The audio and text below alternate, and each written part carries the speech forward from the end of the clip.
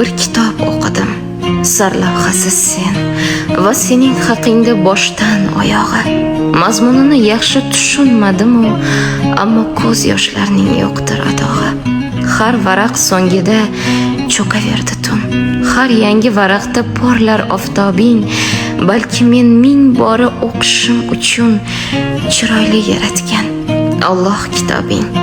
Men qaytdim kitobning boshiga yana. Har bir misrasiga ketdim to'kilib. O'qilmagan betlar qilardagina o'sha sahifaning cheti bukilib. Kunduzlar qo'limdan qo'ymasdim bir zum.